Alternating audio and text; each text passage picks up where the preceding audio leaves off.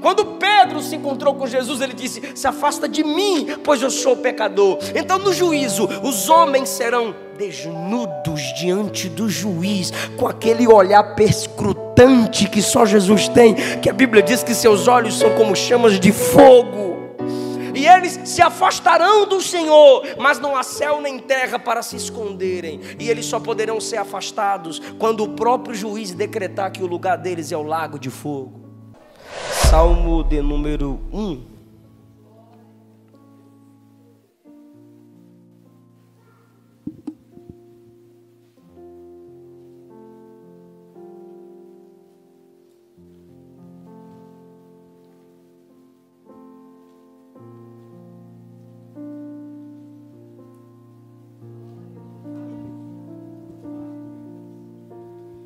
Por favor, verso 1 diz assim: bem-aventurado o homem que não anda segundo o conselho dos ímpios, nem se detém no caminho dos pecadores, nem se assenta na roda dos escarnecedores.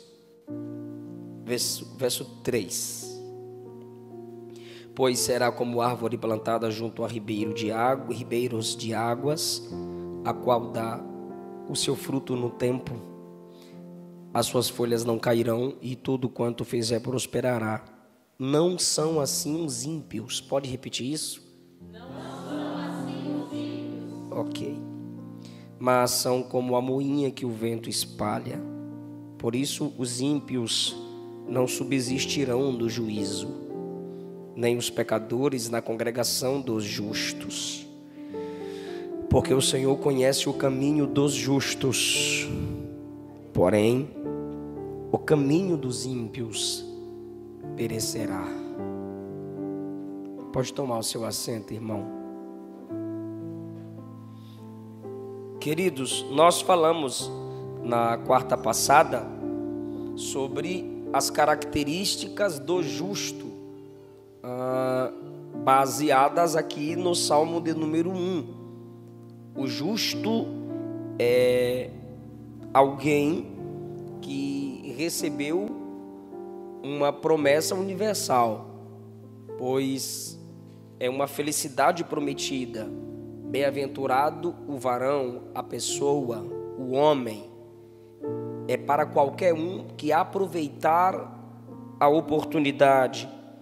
O justo é alguém identificado pelo que deixou de fazer.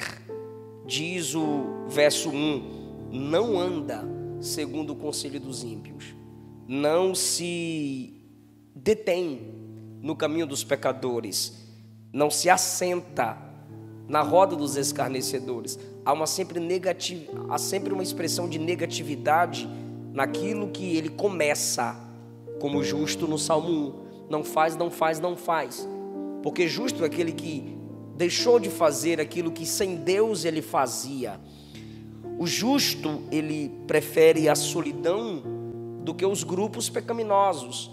Perceba que o verso 1 diz: bem-aventurado o varão, singular, que não anda segundo o conselho dos ímpios, plural, não se detém no caminho dos pecadores, plural, não se assenta na roda dos escarnecedores, plural. Então o justo é um que decide lutar contra grupos e na contramão da maioria.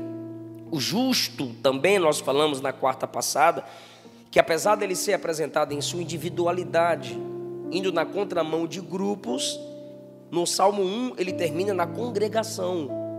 O Salmo diz que os ímpios não vão permanecer na congregação dos justos. Então aquele que começou sozinho, lutando contra grupos que lutam contra Deus, ele termina na comunidade de justos do povo de Deus. Por último, nós falamos que o justo é como árvore plantada. Não é árvore qualquer, não é uma semente qualquer, não é uma praga, aquele tipo de planta que cresce em lugares e tempos indesejáveis. Não, é uma árvore plantada. Alguém projetou, alguém cuidou, alguém o protegeu, alguém acreditou no seu desenvolvimento e estabeleceu um lugar para que aquela semente se tornasse uma árvore. Assim é o justo, ele é alguém plantado, há um soberano que o governa, há um soberano que o estabelece. Esse soberano é Deus. Quem esteve aqui sabe que nós passamos pelas características do justo. Agora, eu disse a vocês na quarta passada que nós falaríamos hoje sobre os ímpios, devido ao nosso tempo e à profundidade do Salmo. O Salmo 1 não apresenta apenas os justos, mas também os ímpios. Quem são os justos na nova aliança? São aqueles que foram justificados pela fé em Cristo. E ser justificado pela fé em Cristo é você ser declarado por Deus como justo, pela justiça de Cristo. Ou seja, Deus pega a justiça de Cristo e coloca na sua conta, porque na cruz Ele pegou a sua pecaminosidade e colocou sobre Jesus. É isso que nós entendemos soteriologicamente, que Jesus pagou o preço pelos nossos pecados. Por quê? Porque foi colocado na conta dele. A expressão teológica para isso é imputar. Deus imputou em Cristo os nossos pecados, e a sua justiça foi imputada a nós, foi colocada na nossa conta. O que é maravilhoso é que a nossa impiedade não tornou Cristo ímpio, mas a justiça de Cristo nos torna justos diante do Pai. Isso é graça, isso é misericórdia. Então temos os justos e temos os ímpios, porque no mundo é assim. Na casa de Adão e Eva tinha Abel e tinha Caim. Na casa de Davi tinha Salomão, mas tinha Josias. Entre os discípulos tiveram aqueles que temeram a Jesus, até falharam com medo no dia da crucificação, mas tem o João que volta para o pé da cruz, e tem o Judas que não volta de maneira nenhuma até Jesus. No ministério de Paulo nós temos o Timóteo, que está com ele até o fim, mas temos Alexandre o latoeiro, que o abandona. No mundo é como a Bíblia apresenta: há justos e ímpios. No mundo espiritual, justo, Jesus, e o ímpio por essência, o ímpio por excelência, o ímpio que jamais se converterá, Satanás. O homem da impiedade, o anticristo, virá como um protótipo do próprio Satanás. Assim ele é apresentado em Daniel e em Apocalipse. Então, em toda a Bíblia, nós temos tanto os justos quanto os ímpios. Quando eram para ser apenas justos, Deus provando, dando liberdade ao anjo de luz, ele se fez ímpio. E esse ímpio, Satanás, nunca mais poderá voltar a ser justo. Eu acho esse juízo de Deus interessante. Enquanto esse anjo de luz, que alguns, vindo da tradição católica, põem o seu nome de Lúcifer, mas não é bem um contexto, não é bem uma expressão bíblica e confiável. Mas esse ser de luz, enquanto teme Deus, ele tem a liberdade para fazer o mal. Mas depois que ele faz o mal e desonra a Deus, ele não consegue mais fazer o bem, porque o juízo de Deus sobre ele foi torná-lo maligno em sua natureza. O maligno é aquele ímpio que não pode mais, não há nele nenhuma capacidade de fazer o bem. A Bíblia nos chama de maus em comparação com a bondade de Deus. Jesus disse: vocês sendo maus, sabem dar coisas boas aos vossos filhos, Quem dirá o vosso Pai Celestial, que dará o Espírito Santo àquele que lhe pedir. Então, comparado à bondade de Deus, somos maus. Comparado à santidade de Deus, somos mentirosos, como Paulo disse, seja todo homem mentiroso. Mas o juízo sobre Satanás é um ser maligno. Esse juízo que Deus decretou sobre ele não pode mais voltar a ser justo. Ele é ímpio para sempre. Mas quando Adão cai e entra no caminho da impiedade, Deus o expulsa do jardim, mas deixou uma promessa: da semente da mulher nascerá um, que tu lhe ferirás o calcanhar, mas ele esmagará a sua cabeça. Ali foi anunciado o justo que viria e nos colocaria de novo no caminho da justiça. Então Jesus é o único que pode nos tornar justos aos olhos de Deus. Quais são as características do ímpio aqui nesse texto? Primeiro, o ímpio faz parte de grupos a serem evitados. Diz o verso 1, ele tem um grupo que é chamado de roda de escarnecedores. Os ímpios, eles têm um caminho que é estilo de vida. Verso 1. Os ímpios, eles têm conselhos, que é um tipo de sabedoria.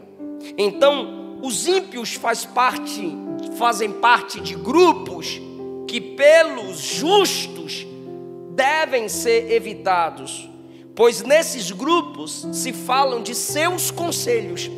Em um grupo de ímpios, a palavra de Deus não é honrada, ela é zombada, porque um grupo de ímpios estabelece uma roda de escarnecedores. O escarnecedor não ri, ele zomba em voz audível. O escarnecedor, ele não tem sentimento de melhoras para aquele de quem ele ri. Tipo, fez isso, foi um tropeço, ele se equivocou, foi dessa vez, ele é muito melhor que isso. Mas não, o escarnecedor não. Ele sempre lembrará de seu erro, de seus tropeços, e para ele isso é risível, isso é motivo de festa. São urubus que fazem festa com a carniça do outro. A roda dos escarnecedores é felicidade com a miséria alheia. A roda dos escarnecedores é o profeta Eliseu cansado e velho subindo, e os jovens zombando, dizendo: sobe calvo, porque os escarnecedores zombam fazendo comparação. Pois quando os jovens olhavam para o profeta Eliseu e diziam: sobe careca, sobe calvo, eles estavam dizendo: como Elias subiu, tenta subir. Como Elias foi arrebatado, tenta ir também. Se eu vivo zombando dos outros por comparações alheias, eu sou ímpio e escarnecedor. Os ímpios, eles têm caminhos que são estilos de vida. E o estilo de vida do ímpio é sempre diferente ou estranho. Não é nem diferente, é estranho. Porque a pessoa pode ser diferente sem ser estranha. Mas os ímpios, eles têm caminhos estranhos às escrituras sagradas. No Brasil, você percebe que não basta ser diferente.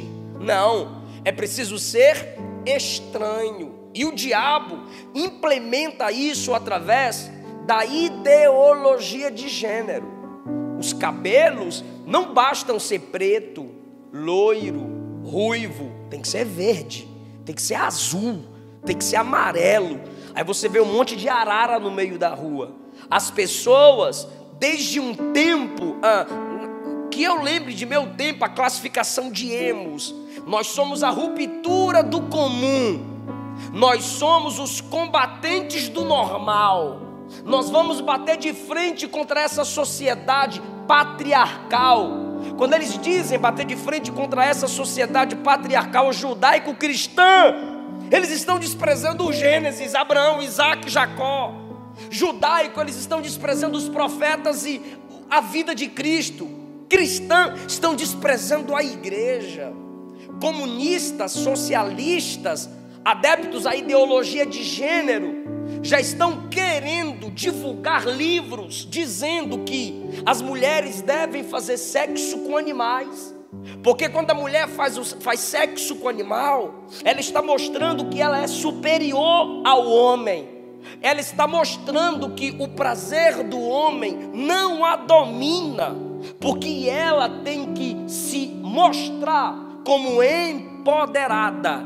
E são essas empoderadas que nunca veem um homem se ajoelhando diante dela, lhe apresentando uma aliança e pedindo-lhe em casamento. São elas que ao mesmo tempo se sentem empoderadas, devem se ajoelhar e implorar pela atenção de um camarada que não sabe o que é hombridade. Porque nessa geração não basta ser diferente, você tem que ser estranho.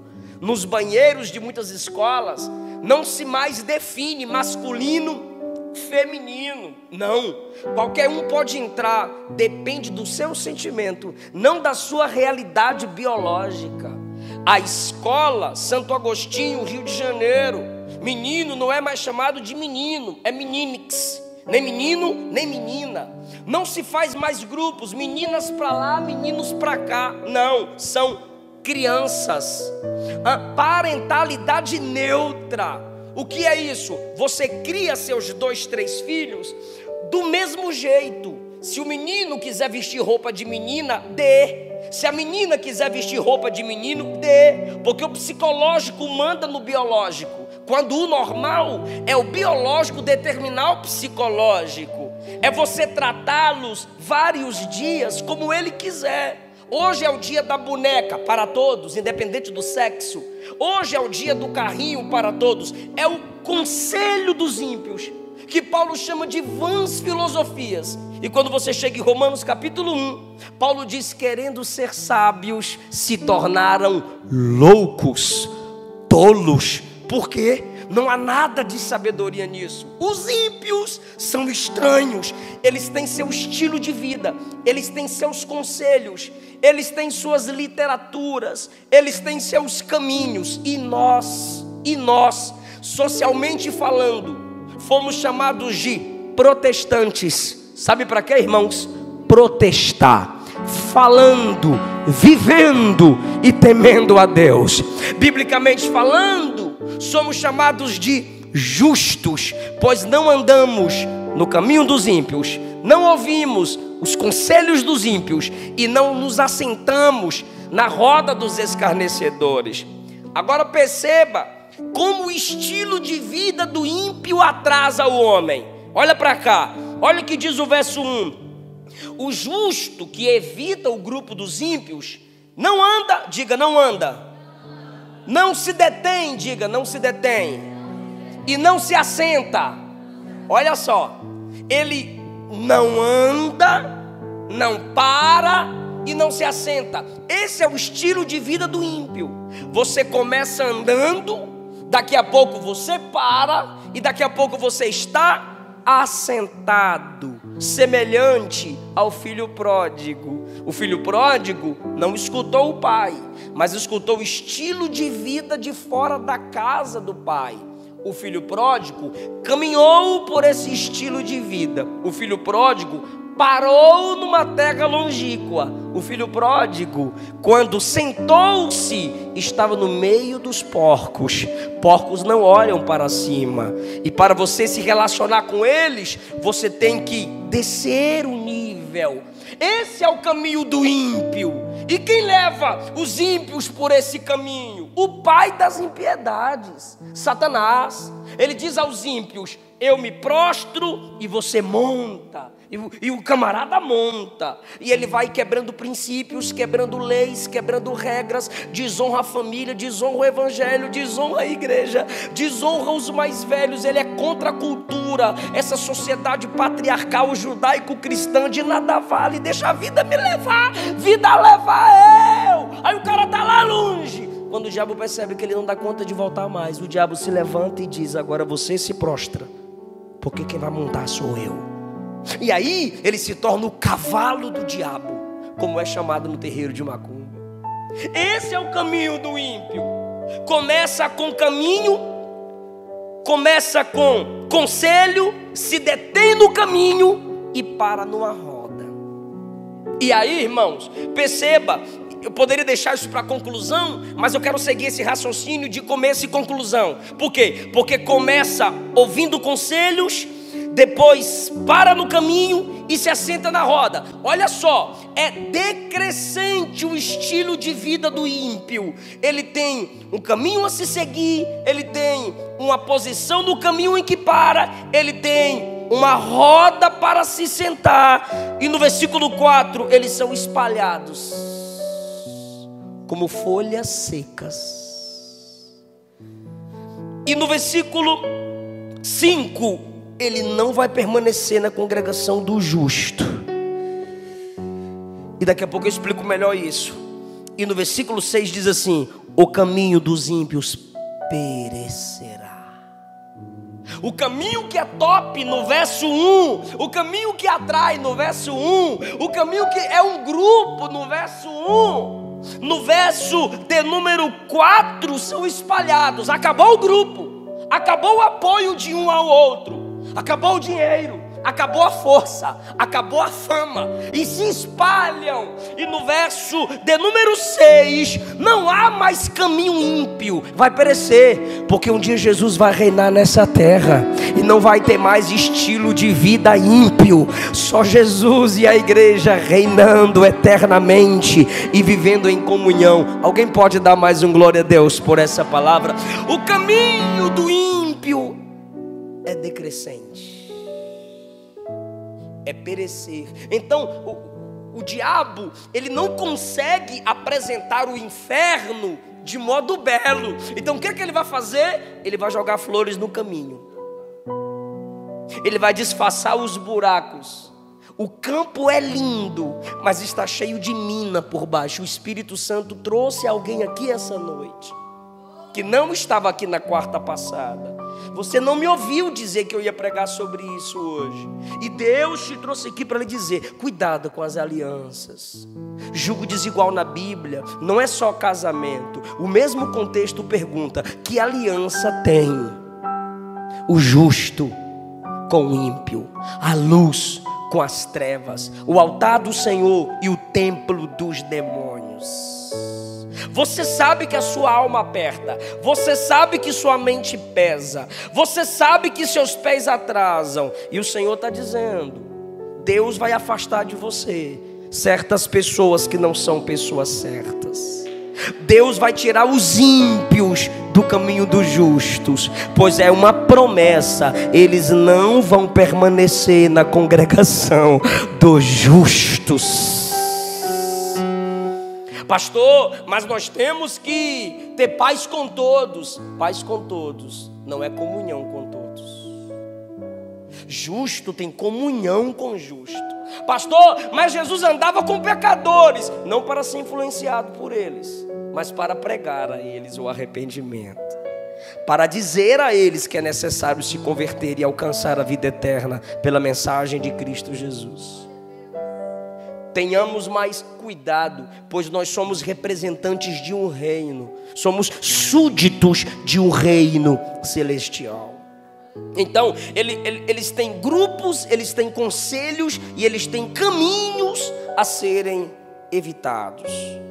Luiz Alonso e Cecília Carnit, comentando o Salmo 1, eles dizem que a expressão hebraica para ímpio no verso 1, pecador e escarnecedor, são malvados, os que vivem na prática do pecado, e os cínicos. Você está rindo de mim? Eu não, eu tenho o maior respeito, pô. Eu tenho o maior respeito pelos crentes, pô. Mas Deus sabe a zombaria e suas palavras por trás, sobre igreja, sobre Bíblia, sobre pastor, são cínicos. Os ímpios, em segundo lugar, são considerados palhas, enquanto o justo é árvore.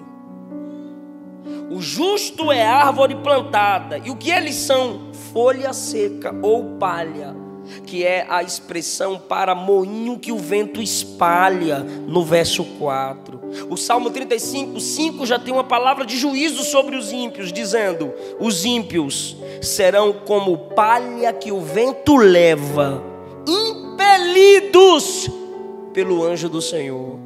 Enquanto o justo é o próprio Deus que o planta, os ímpios, Deus envia o anjo do juízo e diz: espalha eles, porque juntos eles são destruidores, juntos eles são escarnecedores, juntos eles são inimigos do meu reino. Salmo 83, 13. Ó Deus, a oração do salmista: torne os ímpios como folhas impelidas por um redemoinho, como palha que o vento leva. Parece que os ímpios são mais felizes do que você. Parece que os ímpios prosperam mais do que você. Parece que os ímpios alcançam mais rápido do que você. Há uma casca ali. Há uma fumaça que o diabo joga para cegar os olhos dos próprios ímpios. Mas como já foi dito, é um caminho que corre para o perecimento. Enquanto a igreja, apesar das dificuldades, aleluia, vai crescendo, amadurecendo, a sua luz vai brilhando, brilhando, até ser dia perfeito. Glória a Deus. Mateus 13, versículo 12, João disse que o Senhor tem a pá e vai limpar a sua eira e vai recolher no trigo os justos, um trigo no celeiro, mas a palha, ímpios, serão queimados com fogo que nunca se apaga. É o inferno, porque a palha é combustível para o fogo, e a alma do homem é imortal. Os ímpios são combustíveis para o inferno. Por isso o fogo do inferno nunca se apagará, porque a alma do homem nunca se desfará. Ela tem imortalidade no inferno e ela tem eternidade com Deus. No inferno, quantidade; na glória, qualidade. Vida eterna com Jesus. Por isso que o fogo não se apagará. Do mesmo modo que a palha é combustível para o fogo comum, a alma do ímpio é combustível para o fogo do inferno. Esse mesmo vento que leva a palha só balança os galhos da árvore, porque ela tem raízes. E dependendo do estilo e estrutura da árvore, como uma palmeira, quando o vento sopra, ela pode chegar até no chão, mas quando o vento passa, ela se levanta de novo, e altaneira, ela permanece no mesmo lugar. Glória a Deus, glória a Deus. Os ímpios já têm a sua sentença decretada. Por quê? Porque ele dá um salto do vegetal árvore para um tom escatológico. E a gente encerra. Olha o que ele diz no verso 5. Os ímpios não subsistirão no juízo. Pode falar comigo no 3? 1, 2, 3. Os ímpios não subsistirão no juízo.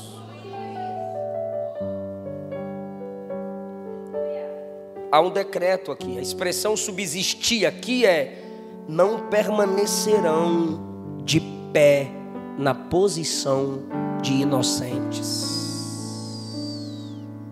Os justos, na vinda do Senhor, de cabeça erguida, passarão pelo tribunal de Cristo. Mas os ímpios, no juízo final, se envergonharão de si mesmos. Não porque Deus colocará telão na frente deles, mas porque a presença do grande trono branco, a presença do justo juiz, o céu fugirá, a terra fugirá, e eles serão desnudos diante de Deus. E vocês sabem que quem vê Deus vê a si mesmo. Quando Isaías teve encontro com Deus, ele disse: ai de mim. Quando Saulo teve encontro com Jesus, ele disse que se sentiu pecador, miserável, mais miserável dos pecadores.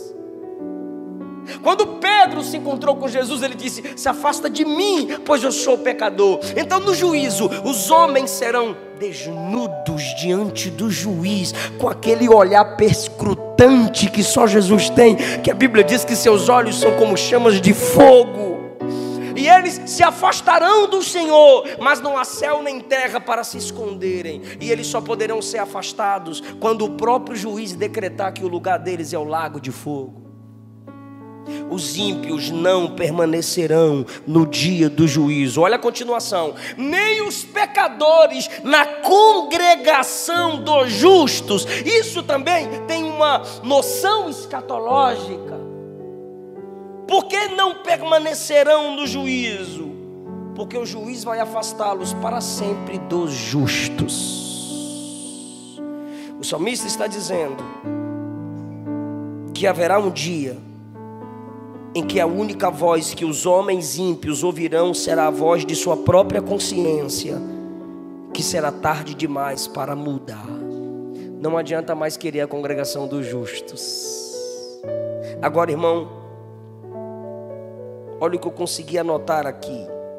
No verso 1, é o justo que não anda, pastor Leandro, no grupo dos ímpios, pois para o justo não tem lugar ali.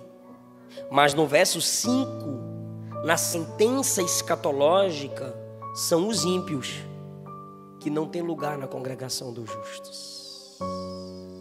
Os acessos mudaram. E no verso 1, se o justo quisesse, ele teria lugar no meio dos ímpios. Sim ou não? Porque o texto diz: bem-aventurado o varão que não anda, bem-aventurado o varão que não se detém, bem-aventurado o varão que não se assenta. Você quer a bem-aventurança? Quero. Então não ande, não se detenha e não se assente. Se o ímpio quisesse, teria lugar lá para ele.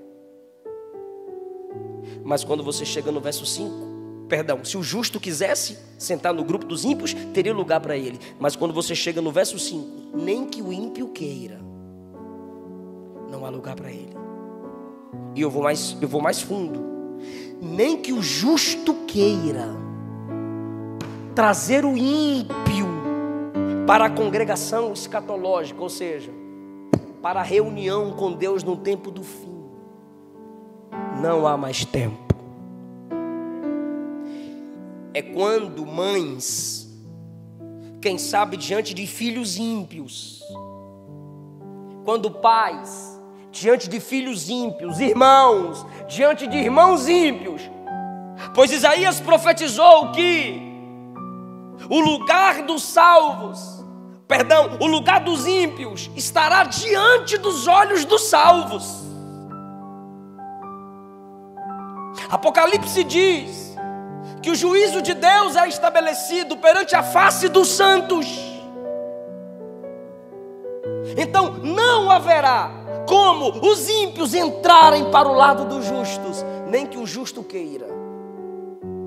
Lembra quando Deus disse a Jeremias: não interceda por esse povo? Lembra quando João disse: há pecado que é para a morte, por esses a gente não ora?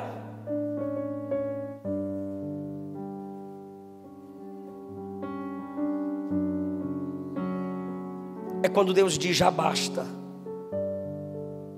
Não há mais chance para os ímpios, pois eles entraram tanto no caminho da impiedade, que sou eu quem não os quero agora. A justiça de Deus já decretou o fim dos ímpios, irmãos. E é esse aqui. Pastor, apresenta a solução para nós. Apresento. A graça de Deus está aqui para te livrar, me livrar do caminho da impiedade. Tito capítulo 2, versículo 11 a seguir, Paulo disse: a graça salvadora de Deus se há manifestado a todos os homens, nos ensinando a renunciar à impiedade e às concupiscências humanas, para que neste presente século vivamos uma vida sóbria e justa. A graça que te tirou do caminho da impiedade, ela é pedagógica, ela te ensina a não ser ímpio. Se essa mensagem veio ao nosso coração hoje, é porque Deus está nos ensinando a não vivermos na impiedade. A graça de Deus salvadora, Romanos capítulo 5, versículo 6, porque Cristo, estando nós ainda fracos, ou seja, no mundo ímpios, Ele morreu ao seu tempo pelos ímpios. Cada ímpio que você conhece, ainda dá tempo de você orar por eles e desejar que Jesus os liberte, porque enquanto não chega o dia da vinda do Senhor, eles podem fazer parte dessa congregação dos justos. E se você está orando para Jesus salvar, o sangue de Jesus é poderoso para salvá-los. Se você está orando para Jesus libertar, o Espírito Santo é poderoso para libertá-los. E se há impiedade em nós, bem-aventurado aquele que medita na palavra dia e noite. Essa palavra tira de nós toda impiedade. Se há palhas em nós, ela é fogo que queima a palha. Se há durezas em nós, ela é martelo que quebra a rocha. E Jesus é o justo que justifica qualquer ímpio. Alguém pode dar graças a Deus por isso? Fica em pé, dando glória ao precioso nome de Jesus. Senhor, obrigado pela sua palavra. Nos tira do caminho da impiedade, Senhor. E se for da sua vontade, afasta ímpios do seu caminho, do nosso caminho. E se o Senhor tiver um propósito, Senhor, capacita essa irmã, capacita esse irmão para ser uma influência, sal, luz na vida de ímpios, porque o Senhor nos estabeleceu na terra para isso. Mas queremos te agradecer porque o Senhor nos tornou árvores plantadas junto a ribeiros. Nos ajuda a frutificar para a sua glória. Tira de nós toda impiedade e revela em nós a cada dia a justiça de Cristo. Se em algum momento nesse dia pecamos, falamos como ímpios, pensamos como ímpios, nos comportamos como ímpios, nos perdoa, Jesus. Nos perdoa. Se pedimos perdão, é porque a impiedade não é normal para nós. Se pedimos perdão, é porque a impiedade não é natural para nós. Perdoa se olhamos como ímpios, se falamos como ímpios, se reagimos como ímpios, se pensamos. Perdoa até os pecados esquecidos. Perdoa, lava-nos, lava-nos. Porque a gente quer permanecer de pé no dia do juízo. E a gente não quer ser desligado da congregação dos justos. Amém.